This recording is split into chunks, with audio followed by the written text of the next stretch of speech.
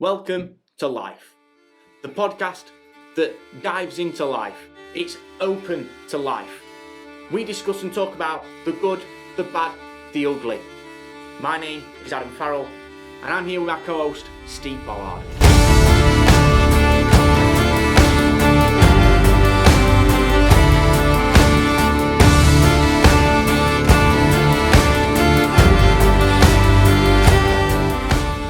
Today we are joined by Johno Lee, who is a army veteran. Yep. How many years did you serve? 1 month short of 12 years. 1 month short of 12 years, and he's now a county councillor. So we're going to dive into Johno's life a little bit and see where he went, what happened to drive him to doing what he does today. Yeah. So where shall we start? Shall we start? Was you military straight from school? I will. I was dyslexic in school, and I got hurt. I broke my arm, and by the time I went back to school, I found out that I'd been put in all the bottom sets for GCSEs, so I wasn't going to be able to achieve what I needed to. I needed to achieve minimum of C's, C's or B's. Now I'm dyslexic, but I'm a pretty clever lad. But the highest I was ever going to be able to get, because they put me in the bottom set because I was dyslexic, was a C. So at that point, I kind of had a realisation I wasn't going to be able to achieve what I wanted. Yeah. What was you wanting? I wanted to be a history teacher. Really? Yeah. Wow, that's a bit of a shift, isn't it? Yeah, well, yes. And I thought, you know what? I'm not having this, so I've just refused point blank to go to school at 16. I thought, I'm not having it, I can't be bothered.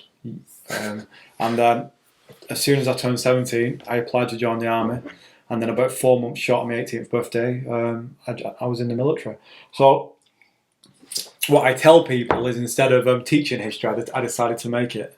Nice. Yeah, very good. Yeah. And you have done that? Yeah. We made Several a little bit. times over. Yeah, made a little bit. So what was it like first joining the military? Was it Very hard. daunting? Was it Very difficult, because I came from a quite so I came originally. So I'm born originally in Bolton in Greater Manchester, so quite a deprived area. But I never really needed anything, if that makes sense. As a kid, I never needed anything. So when I joined the military, it was quite a hard few months to get used to. In fact, and I never really enjoyed the military for the first 3-4 years. I hated the military, and then as soon as I got to the point where I could leave if I wanted to, because I did the minimum term, that's when I decided actually I want to stay here. I actually quite enjoy it. And I think once when they're telling you can't leave, you have to do your minimum, you push back a little bit. But once it's then in your control, I then did many years. I did another. So after 4 years, I did another 8. No, yeah. Was there any division in the military you wanted to pursue? About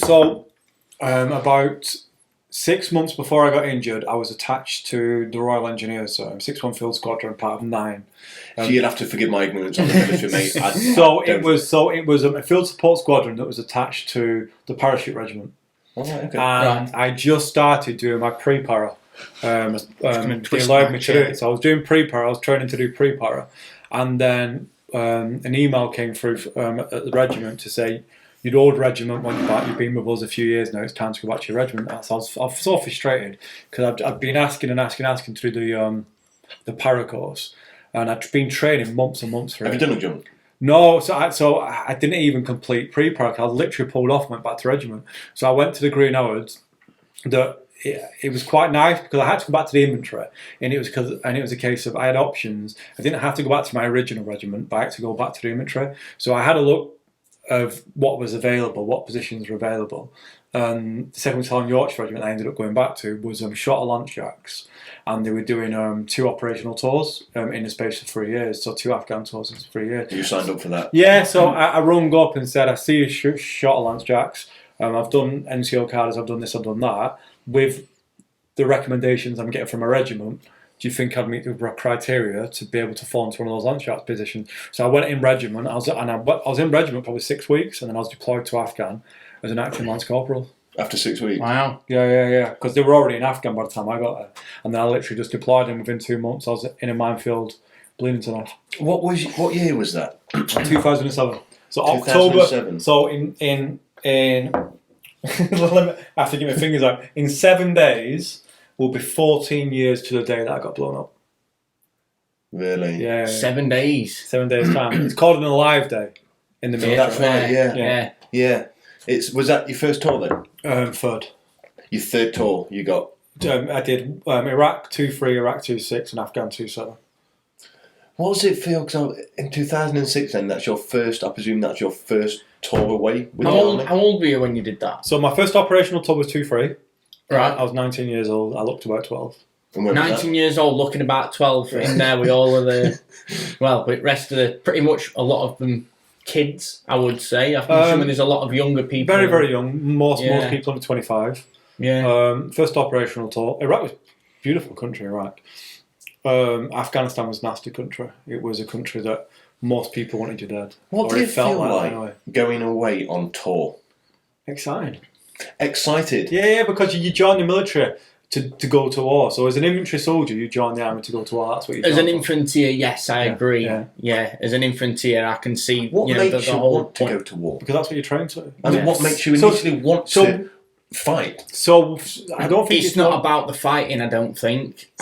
It weren't when I went into TA. It was nothing to do with the fighting. For me, it was more the helping others and trying to achieve a peace.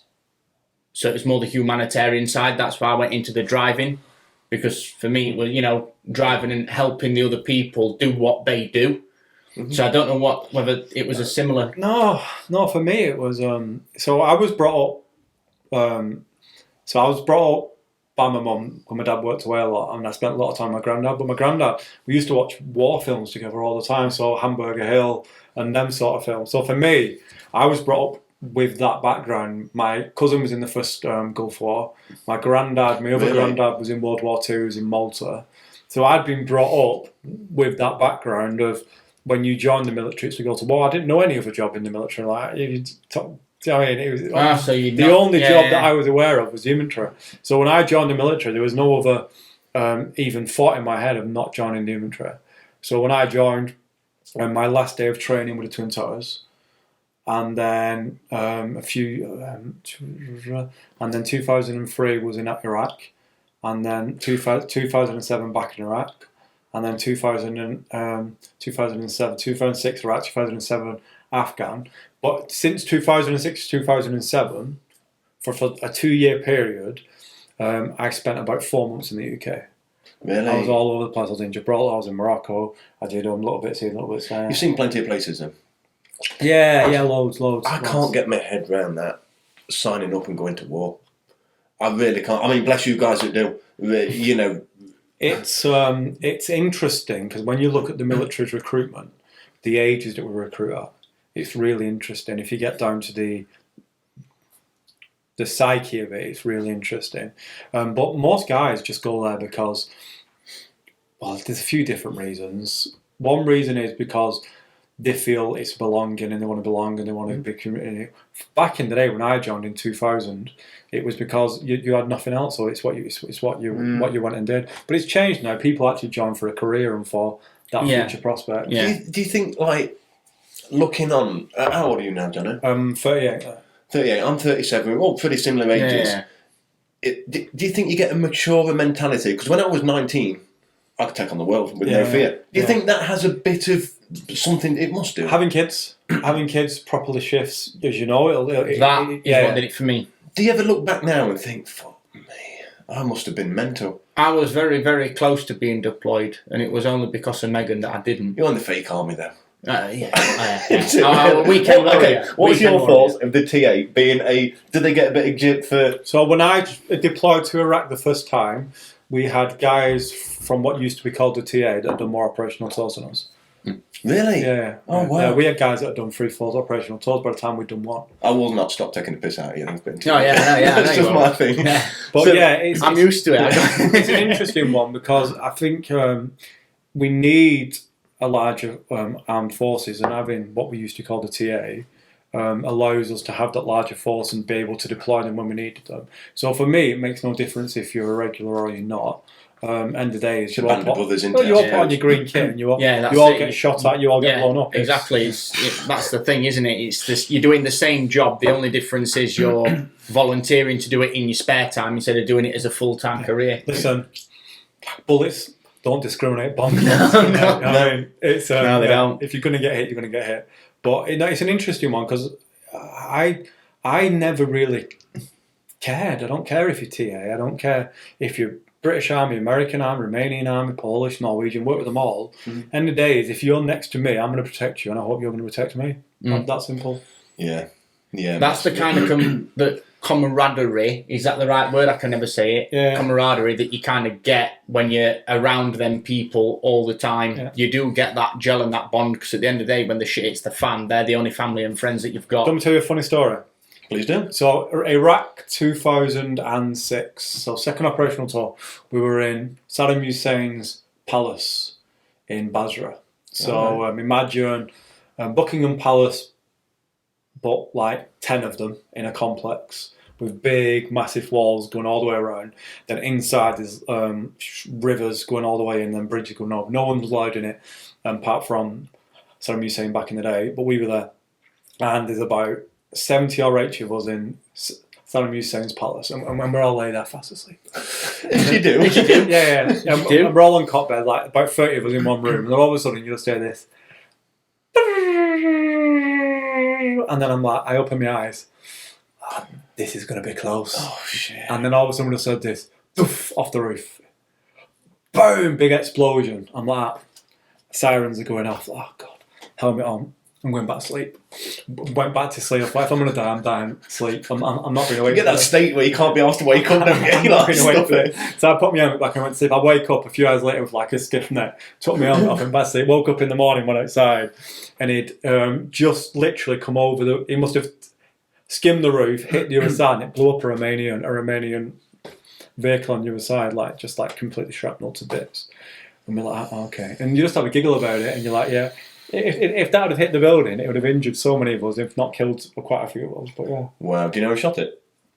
It would have been local fighters, probably. So what were you doing on your first tour? What was your personal day-to-day life? So on the first operator tour in Iraq, it was peacekeeping. So just driving around, making your presence known. Yeah. A lot of vehicle checkpoints. That's peacekeeping between who?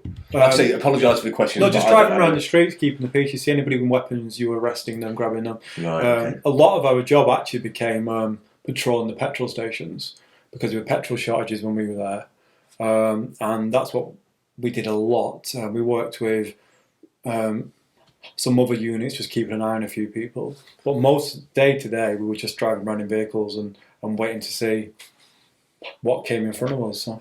I've spoke to a lot of people that have been on tour. Well, I say a lot, half a dozen or so, and they'll say it's pretty boring. Yeah. No, the majority of the time, it's pretty boring. Yeah. And it's like, what was your second tour then? So second tour, same place. We were doing lots of painting. Painting? Yeah. What, Saddam Hussein's palace? No. Them doing the outside?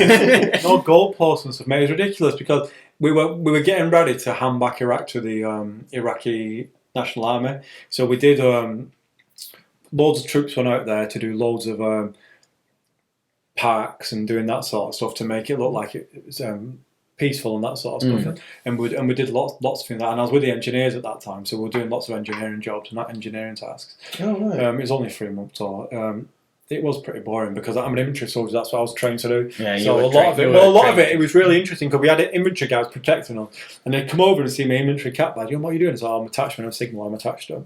Then, all right, okay, you're bored. I'm like, yeah, a little bit. Do you want to come and stand with us? Like, okay, and like just trundle off and go stand with the infantry guys. It was really fun. Oh, but nice. it was just that sort of task. It's a completely different. That's what people don't realise. Depending on your role in the military, it's so different. So different. I can imagine. Yeah. So yeah, it was nice to go and away with the engineer. I love the engineer. I love the guys in the engineer, but it's just a completely different job. Completely different job. What was you then obviously sent to Afghan for? Afghan, part of the 2nd Battalion Yorkshire Regiment, used to be the Green Hounds, and there we were OMLT, so training the Afghan army. That was our job. Oh, was you? Yeah. Oh, wow. Yeah. How was that? All right. Interesting. Do you get to learn? Do you speak the language? Do you get no, to no. So I learned a lot of Arabic. Didn't speak any. I couldn't think of what the language was. That's why I said language. No, I didn't learn any of the Afghan language. Lots of different languages in Afghanistan, but no, I didn't speak any. And a lot of that was. I was only there for like 2 months before I got injured. 2-3 months.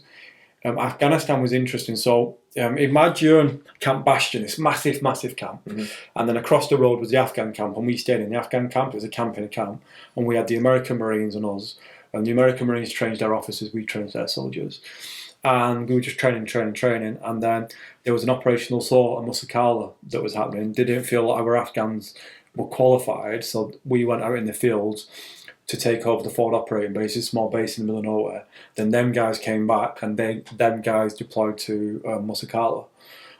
So all we used to do is wake up in the morning, we'd go and get the Afghans, we'd go out on patrol with them, show them what to do, then come back. And most of the time you'd go out on patrol, you'd start getting shot at, and people start, and you end up in a battle fight. And then you deal with that, and you go back to your camp, you do the same again the next day. Like it's nothing. If that's happening every day, surely you come a bit switched off to it, a bit dead to it. It's exciting, but it's also like, not again. That's what I mean. A fly. Oh, fucking flies here again. Yeah. But the thing is, it was scary. Like, people were dying. Like, when I was there, people were dying. And it was scary. Like, every other few days, you do something called repatriation when you're at the main base, where everybody that's free has to go to the airport, and you all stand there and salute as they carry the coffins off. So that was happening on a regular basis. But when that happened, all the phone lines and internet gets disconnected until they're able to tell the family next of kin that they've been killed. Right, okay. So so that was happening on a regular basis. So it brought it home a lot. So then it's bound to have some effect. Surely to God, you're seeing your friends. Yeah. I don't know if you can describe or put into words, Johno, but how do you you attend the airport, you see the coffins being took back, and then you're out tomorrow getting shot at. How do you mentally prepare yourself? You distance yourself from it. You don't even acknowledge. Just shut off. Yeah, you don't even acknowledge what's going on. You don't even acknowledge it, and then you just go out and get on with the job. This is why a lot of people, when you end up with PTSD and mental trauma and stuff, it doesn't actually hit you till you're back. 10 years it takes on average. Yeah. 10 years on average to get PTSD. Wow. Yeah. And how long was you scheduled to be out in Afghan for? 6 months or. And how long was you out there? 2 months.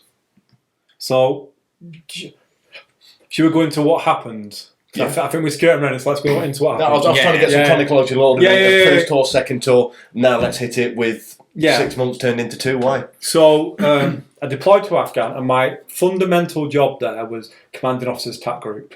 So the only way I can describe that in civilian terms is Commanding Officer's bodyguard group. So we'd go where the commanding officer was, and we'd go with him, and we had Wimixes, 50 cal machine guns, our commanding officer, the Marine commanding officer. We'd take him to a camp, he'd go and have a meeting, we'd wait for him, and we'd bring him back. How many of you was in your group? There was about 16 of us. Protecting one person? Yeah, protecting the commanding officer, yeah. Wow. So 3 vehicles, 50 cals, and then there was the American unit that would be roughly the same. So that was our job, and then all of a sudden numbers started to dwindle, and we had to start getting moved around because I was a signaller. We had to start getting moved around, so I ended up as a gunner on the 50 cal. Did you? See, that's exciting. Yeah. That excites me. So that's what I ended up doing. So then I got switched to an OMLT team, and then from that OMLT team we went out to FOB Price, that was in a forward operating base where the American Special Forces were, and we just handed over to the Norwegian Army, so Norwegians took over the base, and we were there, and there's about 16 of us, and every day we'd go out, train the Afghans, and then go out again. It was actually our first patrol out on the ground as an OMLT that I got hit and got injured. So we woke up in the morning, it was about 6 o'clock in the morning, we'd had an issue the night before with the other units that were on camp. So we had territorial guys that their entire job was to guard the camps, and they came over to us and said, "Oh, we've been told that you guys are going on guard. If you're on this camp and you're British, then you have to do guard." Like, nah, mate. Like, we're up in the morning at 5 o'clock in the morning, going on patrol all day. You think we're coming back in and doing guard? Now that's what you're here for. We're not doing that. We're not messing around with that. Yeah, too right. And they says, "Oh, but you have to do an hour minimum." Like, what, you want us to do an hour minimum every night when we've been out on the ground for 15, 16 hours? I was about to say, how long's a shift for you? As long as it takes. If you're out and you're getting shot at, you're out and you're getting shot at. Your firefight could be days, it could be weeks. Yeah. So we did that. We went back to bed, a cot bed in a tent, and then we got up about 6 o'clock in the morning, and then we had all our Wimixes all set up, and then we drove the Wimixes into the big metal containers, and we locked it so it was ready to rock and roll. So we didn't have to pack it in the morning, so we were just ready to go. And then we woke up about 6 o'clock for the commanding officer to say, "Oh yeah, you can't take your Wimixes, we have to take snatch Land Rovers." What's the difference, sorry? What's a Wimix? A Land Rover. So a Land Rover is a Land Rover with a little bit of armour, that's not really armour. And a Wimix is, have you seen the Special Forces vehicles with a big 50 cals on the back and a small GPMG in the front? One of those. And that's what we should have had. And they're armoured on the bottom, but then all lightweight. But no, they decided they wanted to take snatch Land Rovers. Now, snatch Land Rovers were predominantly designed for Northern Ireland. So I had a big argument with the boss in the morning. I had a big, like, you do not shout at an officer. And I was blitzing him. I'm like, nah, this ain't acceptable, man. And he says, "Oh, shut up. You can get in the second vehicle. You'll be safe in the second vehicle. Stop moaning." And he put me in the second vehicle. So, famous last words. Famous last words. So we went out on patrol, and we were out all day, man. And I mean, well, I say all day. We weren't out all day. We went out at 6. We picked up the Afghans, and we got hit at 9 o'clock in the morning. But we were out in the blistering heat, and all of a sudden I see smoke and fires going off in the distance. And I bobbed down and I said to the boss, "Boss, I've got a funny feeling something isn't right." She says, "Oh, you're just hot, just have some water, you'll be fine, have a sit down." At this time, I'm stood with both legs on the right hand side wheel arch, with my body outside the vehicle, what we call top cover. But the way I describe it to a civvy is sunroof. So I'm stood outside a sunroof going 70 miles an hour like that, jogging. Proper alley as hell, like helmet on, submachine gun, like just blitzing. So anyway, Bob's down, speaks to the boss, and he's like, "Just have a sit down, you'll be fine." And I contemplated sitting down, but no, I'll be fine, I'm fine. I'm just telling you, I've got a funny feeling something is right. Stands up, I repositions my left leg on the left wheel arch, my right leg on the right wheel arch, repositions the machine gun, just had a quick look through, and then I woke up on the ground. And it was dust, and I could black smoke, and I could smell like explosive fusing and all that. What the hell's going on here? And unconscious, wake up again, screaming, and then like, you think you're daydreaming, like you think you are daydreaming, or you think you're dreaming, you just don't know what's happening. And I look around, and I'm like, I don't know what's going on. My mate's screaming at me, going, "Johno, where are you? I can't see you, mate, where are you?" I'm like, "What's happened?" He went, "We've been blown up, Johno." "What? We've been blown up? What do you mean we've been blown up?" And I can remember this conversation like it was yesterday. Like, he's like, "Yeah, we've been blown up." I'm like, "No, we haven't been blown up." And he says, "Oh, this is like the 14th time I've been blown up." "Why you don't fucking tell me that you've been blown up 14 times? You're having a laugh?" And then I'm like, "Oh crap, we've been blown up." And I start panicking. "Yeah, Johno, you alright?" I'm like, "We've been blown up," like panicking. And he's like, yeah. And then he says, "Johno, I need you to do me a favour." I went, "What?" He says, "I need you to check your testicles, and I need you to check yourself, because blast comes up, shrapnel hits your finger, you can bleed to it." So I checked myself, I said, yeah, I'm alright. He went, "Right." And then the dust started to settle, and then I started to realise what had happened, and I panicked. As you would, you panic. And the vehicle that was on its front facing this direction is now on its side facing that direction. And I'm like, "What's it?" And I just kept saying, "What has happened?" He's like, "We've been blown up, Johno. Are you alright?" I'm like, yeah, I think I'm alright. He says, "Right." I said, right, I'm going to try standing up." He went, "Right, okay." Screaming in agony. Screaming in absolute agony. But you wasn't in pain until you tried to stand up? Until I tried to stand up. So what I didn't know at the time, is I had a hole the size of a fist coming through my heel up to my ankle. My fibula and tibia were penetrating the right hand side of my leg. My kneecap was at a right angle to my foot, and it was all being held together by the skin. It was decapitated, everything inside, but it was being held on by the skin. I had a broken heel in my left leg, had shrapnel to my back, and I had a cut to my chin. So anyway, I'm lay there and I'm panicking. This vehicle's behind me is blown up. There's shrapnel everywhere, grenades everywhere, ammunition absolutely everywhere. My weapon was nowhere to be seen, and I'm panicking at this point. I'm like, right, I just want to get to the vehicle. And he said, right. I said, "I'm right, I'm just going to crawl." So I literally just turn, and my nails are going into the ground. I'm just dragging myself back to the vehicle in absolute agony. just dragging himself, but adrenaline was just pumping. It I'm would have just trying been, to it would have drag. been. And then my mate says to me, Johno, I need you to stop. I went, why? He said, I think there's a landmine about that far away from your head. Really? Yeah. And I went, oh shit. I'm like, right, okay. And at this point, the adrenaline's dropping, and I'm getting a bit like, I'm not going to get out of this alive today, I'm dead. That was it. Yeah, and then the time just drags, and I'm in so much agony. I'm in agony, I'm in a lot of pain. They went, Johno, where's your morphine? And all my kit had been blown off me. And I tried to get the morphine out of my bag, and I tried to work it, and I just couldn't work it. And it exploded in my hands, like the needle came out, and I'm like, I don't know what I'm doing, mate. And he's like, Johno. And he threw me his morphine, and I went, right, okay. And I put it in my leg, and I managed to sort it in my leg. And then I was just in and out of consciousness. And then at about 45-minute point, I got the video camera out of my pocket and left on with a message saying, I don't think I'm going to make it out today. And then I put it back in my pocket. And then at that point, I had a realisation. And this realisation probably saved my life. And it was, Johno, why are you going in and out of conscious? You've only broke a leg. You shouldn't be going in and out of conscious if you've only broke a leg. Something's not right. What is not right? And at this point, I looked back, I went, something's not right, don't why? I said, I need to check something. And I'm like, so when you're in the military, you're told to check yourself, then every so often you check your hands, see if there's any blood. Right, okay. So I'm doing this, and then I get down to this leg, and I'm like, fuck. And I went, okay, that's not supposed to look like that. And there's a lot of blood. And I didn't even know about my foot at this point. My foot, I was bleeding to death. And I'm looking, and I'm like, right, okay. And I'm like, boss, I need a tourniquet.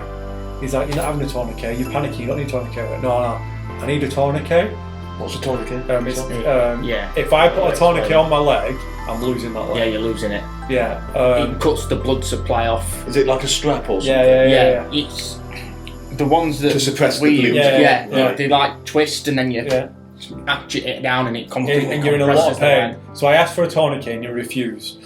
No, he actually saved my kneecap because I'd have had to have put it there because of the damaged arm. I said, right, I need a bandage then. I said, you need to give me something because I'm bleeding and I need a bandage. So he passed me a bandage and I managed to strap my ankle. I don't know why, because I was bleeding here, but I strapped my ankle. It saved my life because I was bleeding through my foot. I don't know why I did it. It's like I had a thought that I was bleeding, so I strapped my ankle quite tight.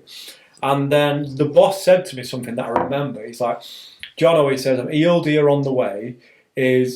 What do you want to do? He says, I can send somebody to come and get you, or do you want to wait? And at this stage, I went, I'd just done 2 years with the Royal Engineers, so I'd done a lot of this training, not the bomb disposal guy, but the mine detecting, and I know it's, unless you're trained, it's really dangerous, and it's really, really dangerous. And I'm like, let's just wait.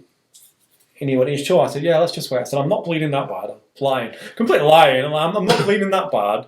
Let's just wait and we'll see. And he went, you sure? Yeah, let's just wait. And he's like, all right, okay. And then I'm going in and out of consciousness. And all I remember is keep asking for water, can I have some water? And I just kept drinking water. And they think that saved my life from the bandage and drinking lots of water. Because I was losing so much fluid. It saved my life. I was drinking loads of water and I must have had 3 or 4 bottles in this time. So I was in the minefield for an hour and 45 minutes. And at this stage, what had happened is, and a lot of this I've been told, I don't remember, is EOD had landed and they'd come to the vehicle with a mine detector, got the guys off the vehicle, and then came across to get me. So they cut in front of me, and there was, as I was laid down, they were probably 50 yards to my left. What I'd been doing at this point is I was like clearing with a knife, just clearing around me to try and clear it, thinking, if they get to me, they're going to need to move me pretty quick. So he came to me, and he says, you all right, mate? I said, yeah. He said, I need you to switch off your ears. And I'm like, right, okay, go for it. And he gets on the radio and goes, if we don't move this lad now, he's dead. And I went, fucking thanks for that, mate. And that's why they said switch off your ears. yeah, and at that stage, so we had a conversation before that actually, and he said, oh, I need to come across you, I just need to clear to you. I said, I've crawled from there to here, I've crawled from there, and I've cleared here. And he says, okay, I trust you, and just stepped across to me. And at that point, he then made that comment, if we don't move him now, he's dead. And at that comment, as far as I was concerned, I went unconscious.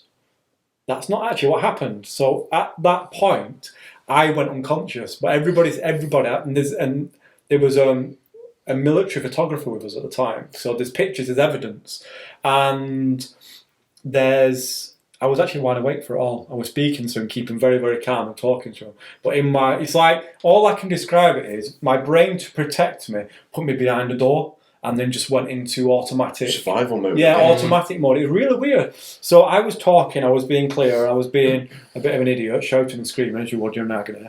And they put me on a stretcher, put me on the helicopter, and I was speaking to the medic guy, and then all I remember is refocusing with him on top of me, like beating the hell out of me.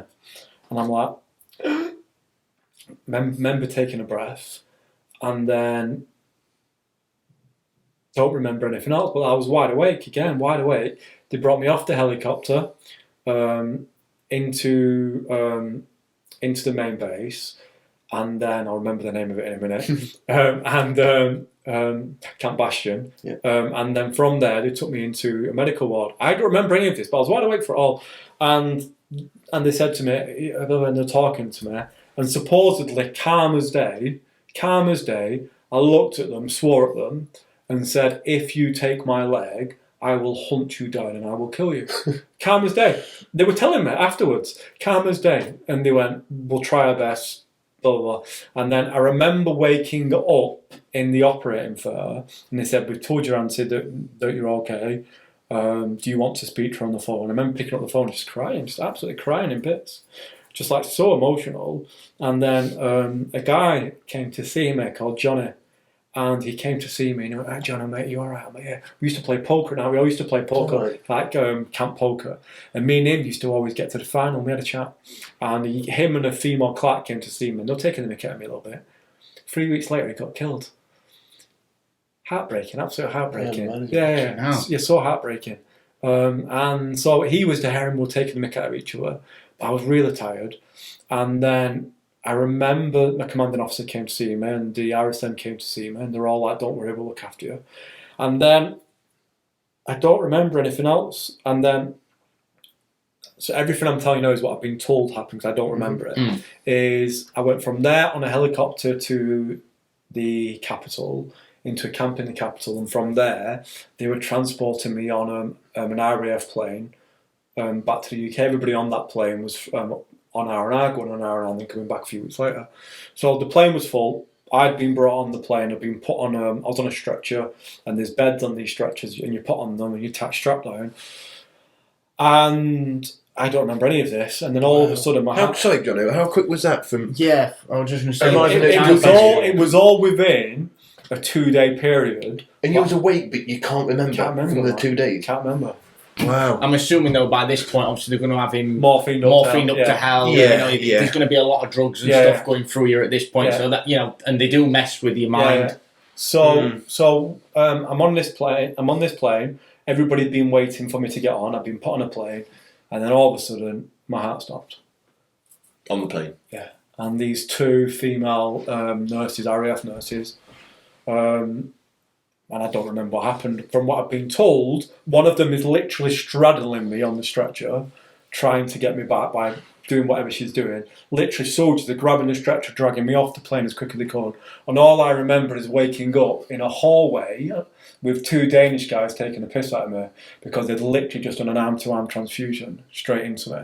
Bloody hell. Yeah, and they were taking the mick out of me saying, oh, you're a proper man now, you've got Danish blood in you and you might feel a little bit high. I just taking the mick out of me. And I remember, it was really weird, like really, really weird. And then they put me back on the plane. But what I didn't realise is everybody on the plane were told they had to wait there for me. So they were waiting for 3 hours on this plane, just waiting for me to come back on. And they were all telling me about it. Like a guy said, oh yeah, I remember you being on the plane and we're all getting frustrated, but we all realised like you were really put there. And I'm like, and he told me the story that I didn't know any of the stories, all kept from me.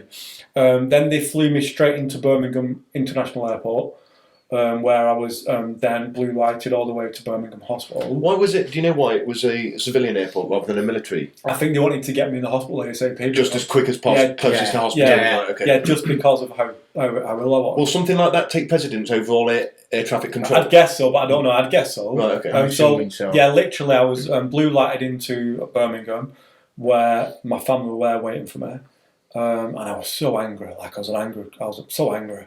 I was angry with the world at this point. I was still dirty. I still had all the dirt on me from being blown up. My leg at this point had been... No, it hasn't. So my leg had been bandaged and stabilised. Within about 24 hours of being in Birmingham, they'd rushed me into theatre and caged, because my leg was still intact at this point, caged my leg. And I was so like, I was just angry. And I'm laid down in this bed. And the nurses and soldiers, it was a half military hospital, half civilian hospital. So lots of military personnel there. Mm-hmm. And people come up to me going, you need to have a shave. I'm like, I swore at them. I'm not going to swear because I think I have swore, but I'm going to try not to. And I swore at them and said, no, go away. No, we're still paying, you're still a soldier. I'm like, go away.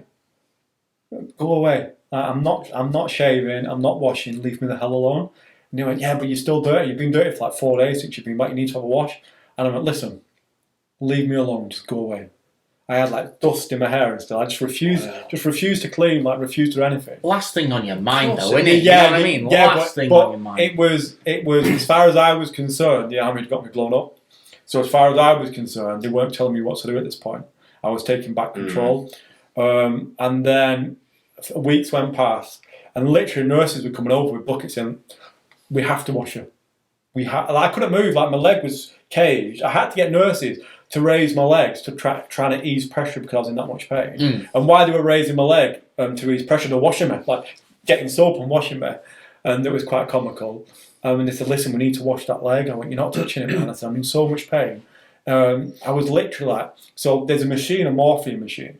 And I'd worked out that if I pressed it every 5 minutes, I'd get the maximum amount of dose that I could have. Every time you pressed it, after you'd pressed it, it reset the timer so you couldn't have any. So I had a timer, beep, beep, boop, morphine, causing so much pain. So much pain. And the doctors clicked on, took the morphine machine off me. But I was so naughty. I was so naughty in hospital. I was so naughty. I think you got well within your right to rebel a little bit. Yeah. But the thing is the army really looked after us in hospital. It was because I couldn't. I hadn't been to the toilet. Like I hadn't had a bowel movement for 14 days. So 14 days I hadn't had a bowel movement. I had a catheter in, and I was in so much pain, and I couldn't eat. I couldn't really eat anything. Were they liquid feeding you then through the drip? No, I was living off orange juice and Muller rice pots.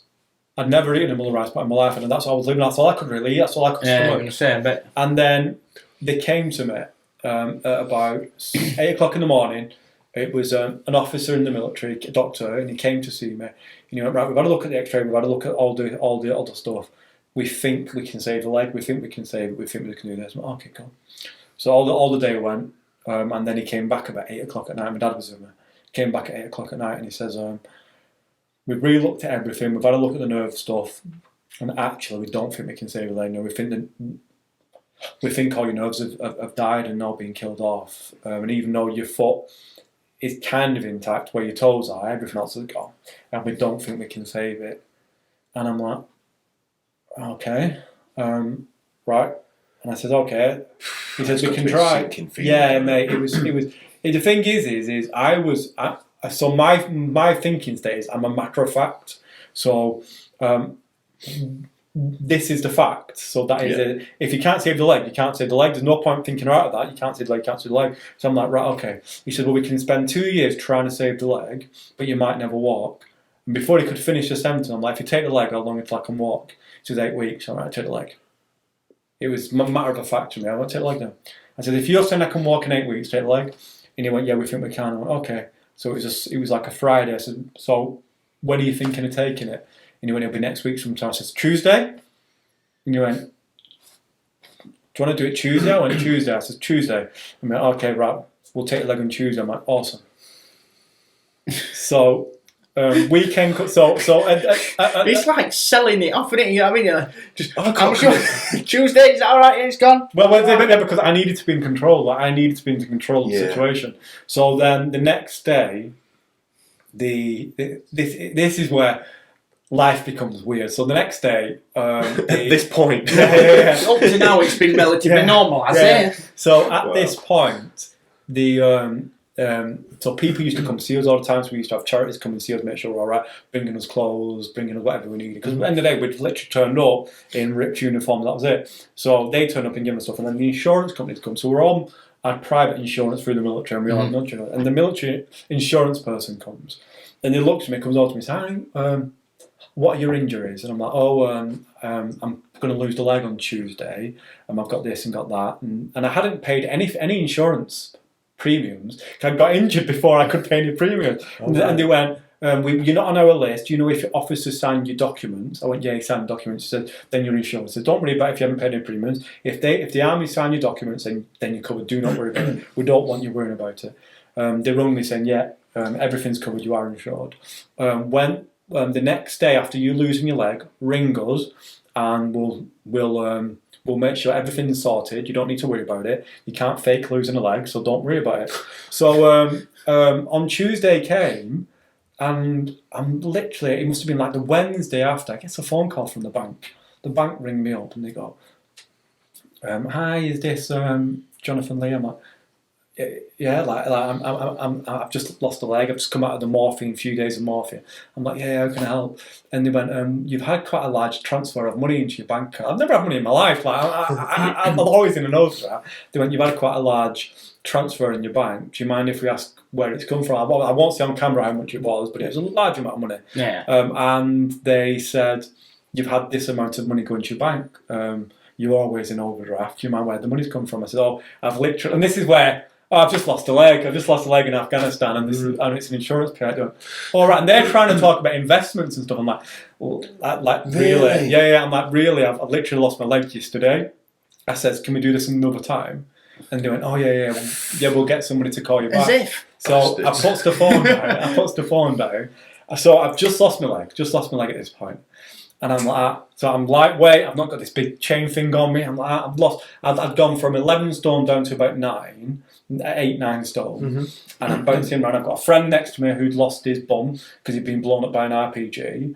Across from me, I've got an SES guy who'd just lost 6 of his mates, and he'd survived with a punctured lung. We've got a guy that's unconscious in front of me who'd been blown up and severe head trauma. I'm out of the lot of us. I'm the one that's actually who's now, after losing my leg, had been able to move and in a wheelchair, being an absolute menace. And I'm like, yeah, so I'm going up and down, being absolutely menace. And all my friends are like, you could shop for me. I'm like, yeah, I'll go like that. I've just been in bed for I've been in bed for about three weeks. I've been in bed for this chain. Wow. So then I'm like going up and down it, and I'm being a menace. And then I go to the toilet. So I go to the toilet, and I'm sat on the toilet. So I'm sat on the toilet, and I haven't got. I've just lost my leg, got this leg, and I start losing my balance, and I'm having a wee on the toilet, and I'm like, and I went to put my right leg down, and I went to put my right leg down, and I went on the floor, urinated all over myself, and I'm like, oh no, so embarrassed, and you're like, oh no, I've got to get back to my room and get changed. So I'm like, so I'm literally combat soldier in a wheelchair, like trying to get to my bed without anybody noticing. And I managed to get to my bed, and my mate's like, Johno, you all right? You wet through me? I'm like, I've just had my first ever wee, like without a cancer. And he's like, where did you wee, mate? I'm like, all over myself. He's like, is everything working? I'm like, it looks like it's working. He's like, cheers. So I'm in bed, and I'm like, oh no. So I'm literally, and I'm in pyjamas. I'm in hospital pyjamas, like pink pyjamas, whatever it was. So I managed to clean myself up. And the nurse came over and she's laughing. And she's like, Johno, I'm like, has he told you? She went, what do you mean? I went, he's told you, hasn't he? She went, yeah, he's told me. She hadn't told her. And she went, and I went, I can't believe he told you that I urinated on myself. She went, he didn't tell us. He went, but you have no. She said, you need to get a shower, mate. I'm like, no, I'm all right. She went, no, you need to get a shower. Because infection rate, you need to get a shower. I'm like, right, okay. And she went, right, come on then. I'm like, what? Well, you can't go on your own. You've just had a tumble. We need to come in with you. I'm like, Nah, 20-year-old nurse with another 20-year-old. I'm like, no. Yeah. So I'm literally in the shower, like naked, 20-year-old with these two 20-year-old nurses. I'm so embarrassed. Like, okay, here you go. Because I couldn't stand up. So literally helping me to shower. And then I went back in bed and my mate's like, and I didn't come out the shower like, you laugh. So yeah. But there's another story that I can't tell you on camera, but I'll tell you off camera. Yeah. It's nothing rude, but I'll tell you off camera. And that was like the start of it. So then I'd lost a leg. I then went to Headley Court. I'd spent on and off 18 months in Headley Court. Rehabilitation. Army Rehabilitation Centre. Right, okay. I was walking within 6 weeks, running within 12. And wow.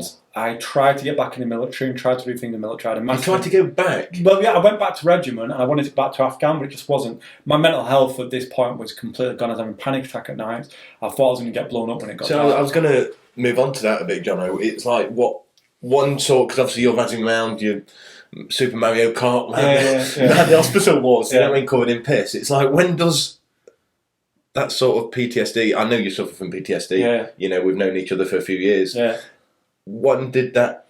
So I started to have panic attacks anytime it got night time, and I was still in the military at this point, so I'm still wearing a uniform during the day, and then at night I'm coming in my bed. What were you doing in the military though? Being disabled, it's like what? Well, I had a prosthetic leg. I was still doing, so within a year of being back in regiment, I was doing 8-mile runs, 1.5-mile runs. I was doing everything a normal soldier was. The only thing that I found was fatigue. So I used to struggle getting up in the morning. I used to struggle. I could do one full day of work. I used to struggle the day after and the day after.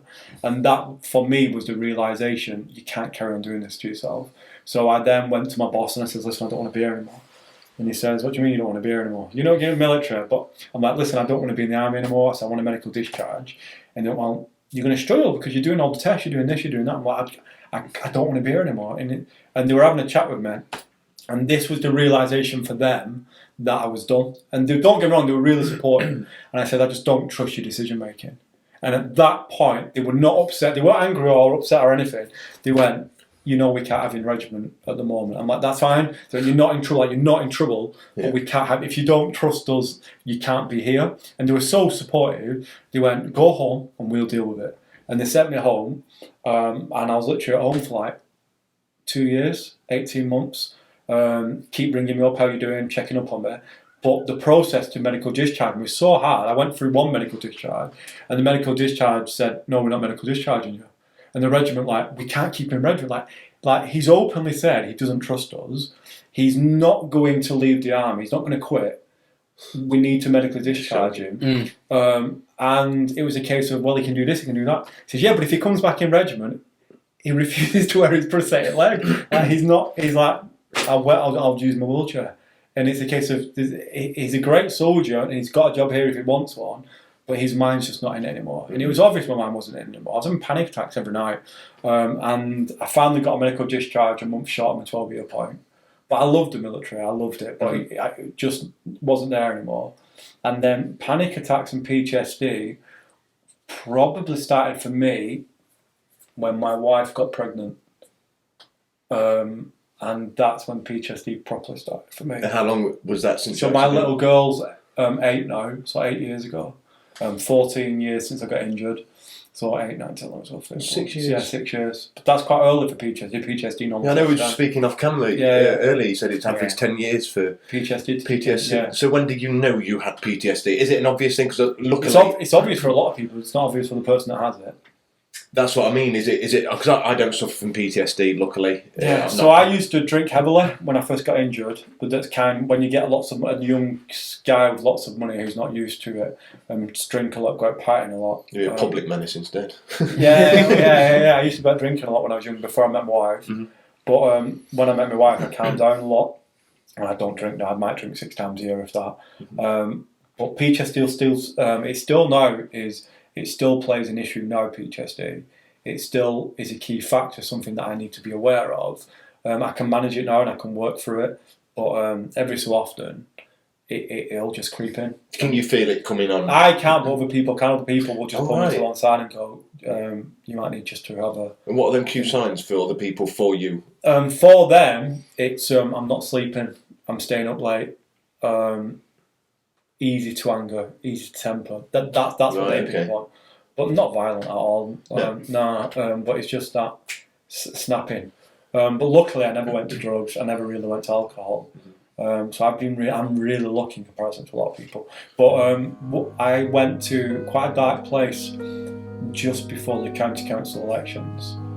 Is that recent? Yeah, very recent. I've been a county council for 4 months. Yeah. So probably 5 months ago. I know you switched off social media for a bit. Well, not switched it off, but you sort of backed out. Yeah. So So what happened is there was an issue going on, a personal issue going on, that I can't go into on camera. It felt like there was no way out. It felt like there was no way for out. you. Yeah. And it literally came to, I was sat Kellam entrance. I can't remember saying this on camera. At Kellam entrance. You don't have to. No, pressure. No, it's fine. So I was sat at Kellam entrance, thinking of jumping off the bridge at Kellam Hall. This was about 6 months ago and at that point, I'm like, knowing in my head that is an option, and then all of a sudden, I'm like, I need to speak to somebody. It's 12 o'clock and I need to speak to somebody. And I'm literally just going through my phone. And I ring somebody who I actually don't, who I was actually having an issue with at the time, that kind of added to the situation. I rung him up and he picked up his phone. And luckily, he was an ex-copper. And he picked up immediately that something was serious. And he's just talked me down. And it took him 2 hours to talk me down. Just talked me down. And at that point, I then went to another councillor's house, another elected councillor's house, who gets a really bad rep. And he stayed up with me till like 4 o'clock in the morning. Just sat with me for 4 o'clock in the morning, just talking to me. And the next day, he rings me up and right, Johno, you've seen a psychiatrist. It's that simple, you've seen a psychiatrist. We're paying for it. You've seen a psychiatrist. And I've been seeing her for about 6 months. And at that point, it's a case of, that was serious. That was a serious situation we're in. And I'm actually feeling really great now. Good. But we got to that point. I've never been in that situation before. So everything you've been through? All escalated at that one juncture. And that was part PTSD was inside you. It was. Yeah. And it fingered at that juncture. And then now I know what brings it on. I know why it brings it on. I know and I can control it and I can deal with it. And that's just how it is. And the thing is this is happening across the piece now. There's I think a lieutenant colonel committed suicide quite recently, one of the highest ranking Marines to commit suicide. Friends, constantly I'm hearing things about people trying to commit suicide, friends trying to suicide, military guys. So this is something that is serious now across the situation. And I'm hoping that it's going to be looked at, and we, as the Armed Forces Advocate for Newark County Council, we're helping to support that and helping to support people, and being able to talk about it and just being honest, saying, listen, this is where I was at 6 months ago. If you're feeling like it, speak to somebody, talk to somebody. And as you know, I took a phone call downstairs, somebody that was struggling. Like, speak to somebody, speak to anybody.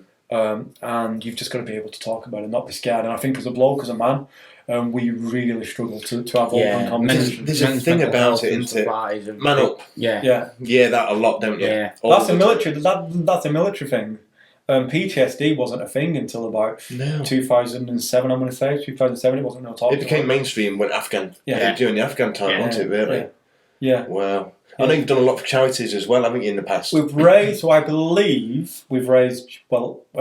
different charities that I've worked with, not just me, but different charities I've worked for, different people I've worked with, we've raised about just under £500,000. Probably, it might be over that now, actually. It might be over that now. That's a lot. I worked with a charity, the Pilgrim Bandits, Patriotic Fund. We've done little bits of Help for Heroes.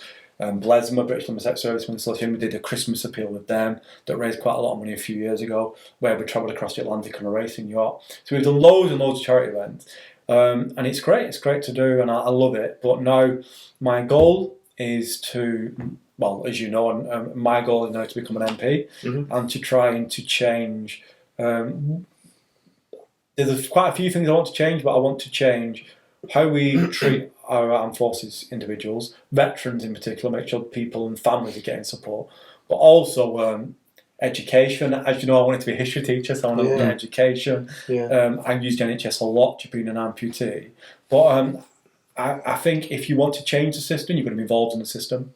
And that's for me why I got involved in politics. Oh, right, that was the I want to make a change sort of thing. Yeah, so let's get involved. Let's do it. Yeah, and we've made some changes, some small changes over the years. Yeah. And we get to meet people. Yeah. But now we've gone through that, shall I tell you a few funny stories?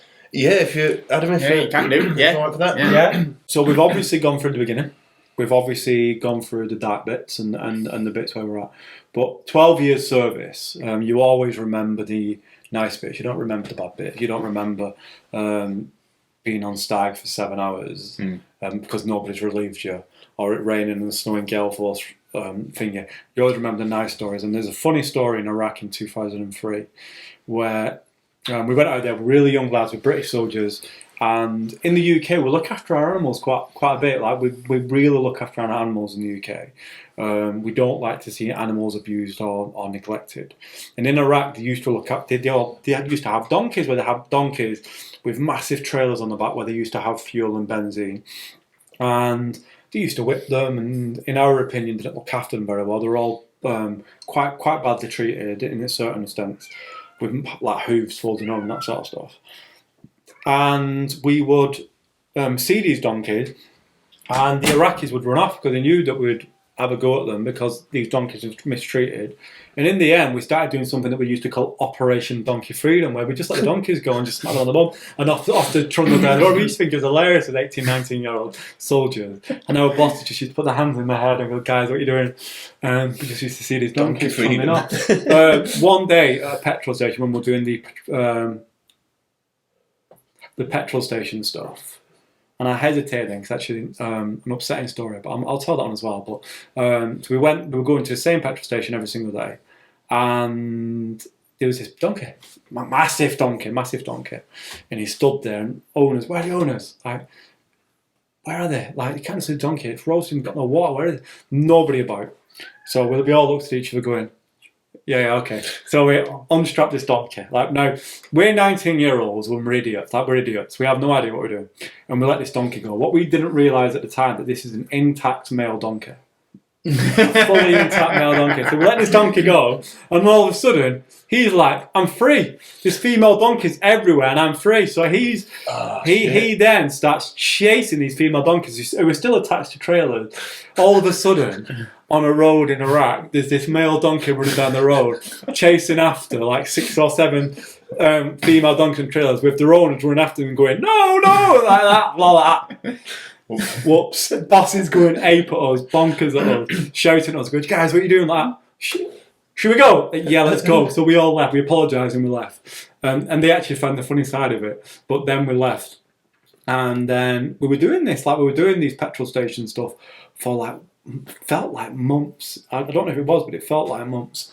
And then we used to find kids used to come up to us and beg for stuff and try and ask for stuff. But we used to get crowds. And then one day, I don't know why, but we stopped going. And I don't know if the fuel shortage was sorted or whatnot, but we didn't go. Then all of a sudden, we just got a warning order, said, guys, we need to go to a petrol station. There's been a situation. So we're all like, what's happened? Like, I don't know, we need to go. So we literally all jumped in our vehicles and we went and we fought. And there'd been an explosion. Now, what came about is we thought there was a bomb waiting for us the day we didn't go, it got blown up. That's not what happened. What somebody decided to do is to check how much fuel he had in his vehicle by using a lighter. Oh, wow. And he blew up the petrol station. There were kids there waiting for us and they got killed. And we had to go and clear up these bodies and move people that had been... It was awful. Oh, a 19-year-old moving them, especially with people that kids that you'd seen all the time and you knew them. And we had to move them, and that was an awful day that day. But it just goes today. You used to have good days and really bad days. Atrocious days. Yeah, I couldn't imagine that. No. Yeah. No. But Iraq was, as you stated at the beginning, Iraq was quite boring, most of it. Mm-hmm. You had 1 or 2 exciting things that happened, but from that it was really boring. I suppose that's a blessing though, Johno, isn't it? Surely. No, because the boredom was boredom, like, I used to be out on the ground for so we were lucky if we used to have 3 hours rest. We were out on the ground all the time. And then you come in, you'd have 3 hours rest and you'd be back out again. 2006 was a little bit different. Afghan was completely different again, but it's really interesting. I would have never have changed what I did and how I did it, but it probably wasn't great for my mental health. Yeah. Have you ever thought about writing a book or anything like that? Or I wrote a chapter in a book where I wrote about being injured, and I wrote that. I may write a book in the future, but I don't think I'm old enough to write a book yet. Let's live a life a little bit more and do a little bit more. How much more can one life see then? Go through, Johno? Yeah, because when we spoke about an incident when I was 13, I might write a book at some point. I don't know who'd read it, but I might. I would. 100%, mate. I would. 100%. Yeah. And I don't read. Well, I'd turn it into an audio. Yeah. That's what I'd do. I'll get a famous actor to do the audio version. Sean Bean to do it. He's always I think good voice. Trauma and tragedy then started from a young age for you. Yeah, and then my life changed at that point. So when I got injured, my life completely changed, and I met my wife and children, and now I've got a beautiful family and a beautiful house, and now I get to do a job that I absolutely love, being a counsellor. Now, don't get me wrong, I get quite a lot of stick. I'm getting quite a lot of stick at the moment. Yeah. But I'm really enjoying it. Like, I get to help people. Like, you saw me downstairs working. Yeah. So I really enjoy my job, and I love helping people. And that's what I just take from it. Like, it doesn't matter if I have a really bad day where people are shouting me and abusing me. Actually, just helping that one person and being able just to say, listen, I'm here for you. I'll help you through this. We'll see what we can do. And you have somebody that was crying on the phone to you, actually, okay, yeah, someone's actually listening to me. And I can do for them what somebody did for me 6 months ago. Yeah, it's nice. So, nice. Yeah. I suppose it's nice that you're, more qualified, if you want to use that term, because somebody phoning me up upset, I can't comfort people. Yeah. I'm shit at comforting people. I don't know, that's just me, I'm sorry, I apologise, you know what I mean? Yeah. But with what you've been through, and I suppose you can relate more to these people that are going through. So what shocked a lot of people is, when I was going through the night where I was in very, very poorly and very ill, the next night I was out knocking on doors, delivering leaflets the next day. And I was speaking to people and taking phone calls and doing emails. And one woman who found out what happened, she's like, Johno, you were speaking to me the next day, like dealing with my situation that wasn't important. You should have took a day off. And I was like, no, it's fine. It's my job. I'm your counsellor. That's what I'm here for. And she's like, yeah, but nobody knew you were going through that. I'm like, no, that's what we do with men.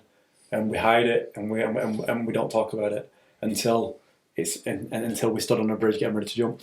And that's why these things are great. Being able to talk, having a chat.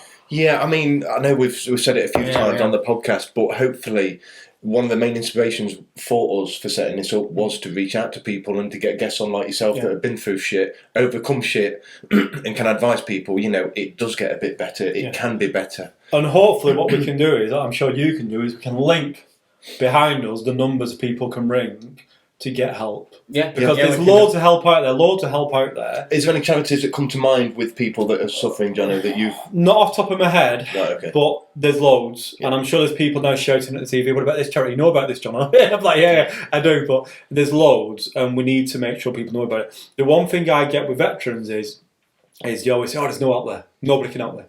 There's loads. Like, there's absolute loads. And for civilians, there's loads of help. The problem is at 12 o'clock at night, when you're stood on a bridge ready to commit suicide, that help will not come to you because it's too late at that stage. You're at the stage where you're lucky. I was lucky that somebody picked up a phone, lucky. But it was that stage is you have to ask for help beforehand. And you have to know where to look. And I think So you've just hit the nail on the head there. It's knowing where to look. Yeah. And I think that's why it's important for us. But it's important for us, especially for people like me that are politicians, it's important for us to make sure people know where to look. And it's probably our one most important job. Getting the right help at the right time to the right person. And that's one of our more important jobs is I can go to somebody with the help and they're not willing to take it. I have to be there at the right time. So when they ring me and want the help, I have to be able to give it. And that's why lots of people go, oh, it's 5 o'clock, you need to switch off and turn your phone off. No, if somebody's ringing me at 5:30 or 3 o'clock in the morning asking for help, it's because they're ready for that help at that time. Mm-hmm. And sometimes we just have to say that, fine, this is when you need me, I'm here. We can't always do it, but if we can, we need to do it. Yeah. And it's that simple. Yeah, and credit to you. I mean, you've helped me no end when you was a councillor, towards our sort of end. When a councillor, I'm still a councillor. Not for my division, are you? Yeah. So I am what would be classed as a triple hat man. I'm a town councillor, district councillor for your area, and a county councillor. Right. So okay. So your time's spread a bit more then. Well, it is, but the thing is, as you and me know, I probably spend more time doing council stuff than most councils. Most councils is a part-time job. District council, county council, a full-time job, but district council is a part-time job. Yeah. But I decided that when I became a councillor, if I was going to do it, I was going to do it properly. And I was going to give it 52 hours a week and make it a full-time job, and make it a full-time commitment, and do it properly. And hopefully, what the elections show is when I get massive majorities, I'm doing it right. And at some point, if the people decide that they don't want me anymore, I'm not good enough, and they don't want me, then they'll vote me out. And that's what's nice about elections in this country. Yeah. I suppose it gives people the right, doesn't it? Yeah. The choice. Yeah. But no, that's great. Yeah. And thank you for having me. Thank you, mate. Cheers Obviously, you're now out your way driving here. Oh no, it's fine. Got an hour drive back, but I'm really glad we got a chance to sit down. And the first time for a while, we've not argued. Because we're not talking about politics. Yeah, we tried not to. Obviously, we do disagree on some subjects, but then agree on other subjects. That's politics, isn't it? But the thing is, I said yesterday, I was at county council yesterday, and I made a statement at the county council because we were disagreeing about something. I said, end of days, no matter who you are, Labour, Conservative, Liberal, Dem, Green, no matter who you are, everybody gets involved in politics to help people. So we do. We don't get involved to argue over things. It's to help people.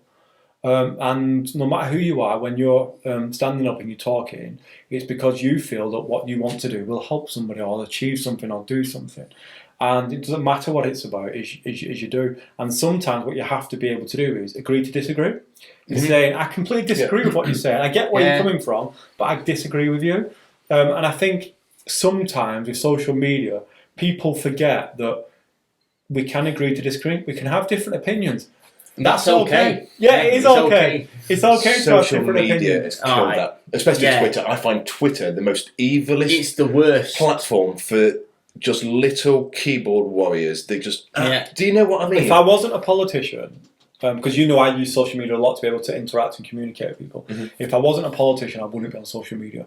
Because that leads to probably more mental health issues for more people than anything else, in my opinion. Social media can be nasty. We've seen about little girls and young boys and little boys and young girls and who commit suicide due to being bullied on social media. So online. You can't switch off from it. You used to be back in the day, you'd be in school, you could go home and switch off. Now this stalk you on social media. Well, every time I go on my social media feed now, there's another person literally within miles from here that's either attempted or has done it. Yeah. Just in the past 7 days, there has been 2. I got stuck in traffic for 3.5, 4 hours or whatever it were today from someone attempting. Yeah. And Saturday on the 30th, someone actually did it off the M18 bridge. Yeah. That's been all over my social media. It's so right. I mean, it's everywhere. Yeah. It's absolutely everywhere. You're speaking about like men to open up a bit more. Real Men Talk, where they're coming on, so we're really looking forward to getting Real Men Talk on. Yeah, that'll be good. It's not just for men, obviously. It's have you attended any of them? I haven't, and the reason why is because of what I do for a living. I've got to be really careful about what I say. Yeah. And I served in the military, so I did things. I was in the military. So I see a psychiatrist who I've been seeing for 6 months now, but I see her privately because I've got to be so careful, and I think there's that distance as well. Is I help people and support people and finger people, and for me then to use services where they may need help from me in the future, can be that conflict of interest. So just for me to be able to distance myself, saying I'm receiving help here, but I'm here as this. That's fair enough. It's just a point of conversation, really. And on that as well, we've just built liaisons with Big Man Beard. So check out their guys. I think they're a clothing brand, and I was speaking to the owner, Sal, the other day, and their whole mission is to create a brand that automatically makes you feel good, brings you out of dark places. So check them out, mate, on Facebook. I'll send you a couple of links. Because I'm probably little man beard at the moment. Yeah. What the fuck that is, but no, it's good, mate. I think you should keep me. I was thinking the other night after I ripped you on camera the first time. So when I lost my leg and left the military, I refused to cut my hair. In the army, you have to cut your hair all the time. Yeah, I grew my hair down to about Did you? Yeah. Pop a photo in. Yeah, I will. I'll pop a photo in. I'll let the people see. Yeah, that'd be cool. And you can make your mind up if I look better with short hair or long hair. Yeah. Yeah, we'll get a poll. Yeah. I think we'll wrap this one up. So once again, Johno, thank you so much, mate, for the effort. I've really enjoyed the stories. And thank you for having me. And in 12 months' time, I'll come back. Why 12 months? Because who knows where I'll be in 12 months. Yes, that's true. Who knows No, it'd be great. We've got a follow-up episode with every single guest so far. Yeah, so far, yeah. So we must be doing something all right. And obviously, conversations are flowing with the guests, so credit to you. And thank you for having me. And please subscribe, share, like, tell your friends about it. All that jazz. And we'll see you all later. Where can people follow you, though? Just for So if you want to follow me, I've got a blue tick on Facebook, that I love. Does that mean you're official? It means I'm official. Yeah, it means that people can't fake me. So I'm Johno Lee, Johno Lee, L-E-E. Blue tick. Please like, subscribe, and share with your friends. And it's predominantly local stuff in Newark and Nottinghamshire County Council. But so if you've hit a nerve with somebody, surely from outfield they'll like to follow you and support you on your journey. Yeah, so it's really weird. So analytics, I love talking about analytics. I've got people from Australia that follow me on my local council page. And I've got people from all over the country that follow me. And when I was at something a few months ago, I had an MP that came up to me and went, "Oh, you're Johno Lee, I've been following you for a few years." So I have people that follow me from all over the place. So even though we try and keep it local, sometimes we'll talk about PTSD, we'll talk about domestic violence, we share charity stuff. And I think people love it. So, yeah, of course they do. Yeah. Of course they do. You know where to follow me. Bye now. I'll put ours up anyway, so it makes no difference. They'll just come up. Yep. We don't need to say it anymore, I don't think. Just one, sorry, are we alright just for 2 minutes? Yeah. Johno said off camera that since he lost his leg, he's never stopped growing. Yeah. Yeah. So come on. So we were talking about it. Let's talk about it. So when I deployed on operations, I was 6'1". Yeah. I got blown up and I came back and there was a bit of an issue. They're like, we don't understand, your weight's not right. Like you've lost a massive amount of weight. And they measured me, and they had to do it on a chair because I was all thinking, they're like, "Oh, you're 6'2", and they just thought it was just a calculation error that somebody made a mistake on the paper. That happens. But then 3 years ago, I was measured again, and like, hold on, you're 6'3". You're 6'3". Did you have trainers and did you have shoes on? And every 3 years, on average, I've got injured. Well, it's more than it's 14 years, but in a 14-year period, I've gone from 6'1" to 6'3". So there's hope for people out there that are vertically I've got no hope, mate. I'm sorry. Yeah. Well, the thing is, if you fancy being blown up and being, it's a good way to grow. I seem to be growing, but we were taught. So as you know. We need to finish. But as you know, I'm part of a military study that's looking at the 300 most injured servicemen and 300 guys that aren't injured. And maybe when I come back, we can talk about that. Yeah, because I know we've got to go. Otherwise, I think we'll still be talking in 3 hours' time. Yeah. No, that's cool. Yeah, that leave something open for that. Leave it for open. The top 300 injured personnel in the UK. Yeah, and I think you've got one of them on here soon. We've got one planned. I think you've got. Am I allowed to say who it is? Yep. Yeah. And you've got Nathan Cumberland that's on, and he's part of the same study, so I'm sure he'll be able to tell you a few bits about. He lost both legs, didn't he? He did. He's a great lad. And now he fosters children. Yeah. Oh wow! I mean, mate, he's one of. If that isn't a reason to subscribe, I don't know what is. I know. He really is. He's got a beautiful family. He's a beautiful soul, isn't he? And Nathan, he's really nice. He's really nice. Yeah, cool. So yeah, that'll be interesting. We'll get a date signed for that. Yeah. But yeah, thank you very much for watching. Yeah, Hope you've enjoyed Johno's story, and we'll see you again. See you again. See you soon. Bye. Ta-da.